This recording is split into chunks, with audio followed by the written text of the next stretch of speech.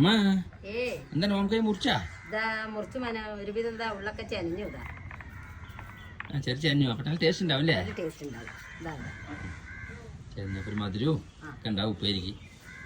അപ്പൊ വെക്കിയല്ലേ? നന്നായിരിക്കും, നമുക്ക് വെക്കാം. അമ്മ ഓമക്കായി എന്താ വേവിക്കാൻ വെക്കാണ്?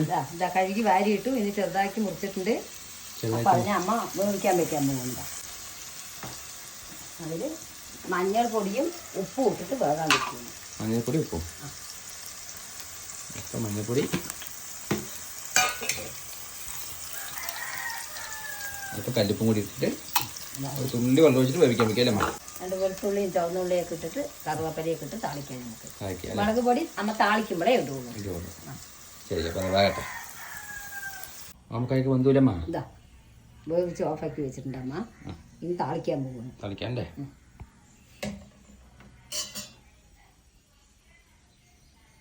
പാത്രം അടുപ്പത്ത് വെച്ചു, വെളിച്ചെണ്ണ ഒഴിച്ചു കൊടുത്തു. വെളിച്ചെണ്ണ ഒഴിച്ചു. ഇനി ചുവന്നുള്ളിയും വെളുത്തുള്ളിയും രണ്ടും ഇതാ പപ്പാതി എടുത്തിട്ട് ചതച്ച് വെച്ചിട്ടുണ്ട്. പിന്നെ അമ്മ മുളക് പൊടി താളിക്കുമ്പോഴേ ഇടുള്ളൂ. താളിക്കുമ്പോ അല്ലേ? ഇട്ട് കൊടുക്കണം.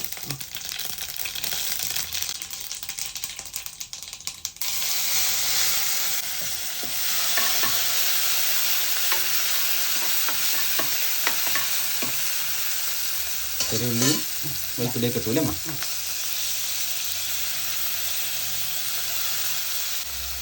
കറുവേപ്പില ഇട്ട് കൊടുക്കാം. കറുവേപ്പില ആവശ്യത്തിന് കറുവേപ്പില.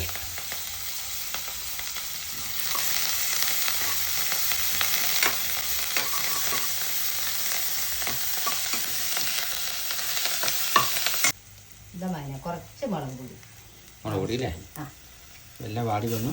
അല്പം മുളക് പൊടി ഇട്ട് കൊടുത്തു. മുളക് കൂടാൻ പറ്റിയല്ലേ അമ്മ? അപ്പൊ നമുക്ക് ഇതൊരു മധുരം ഫീൽ ചെയ്യണ്ടേ? അപ്പൊ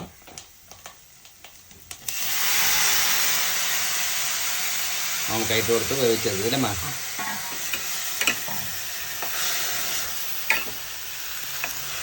സിമ്പിളായ കൂട്ടാനാണ്, പക്ഷെ നമുക്ക് ശരീരത്തിനും വല്ല നല്ലതുമാണ്. എപ്പോഴും നമുക്കിത് കിട്ടില്ലല്ലോ. നമുക്ക് കിട്ടില്ല. അത് വളമൊന്നും ഇല്ലാത്ത നല്ല സാധനമാണ്.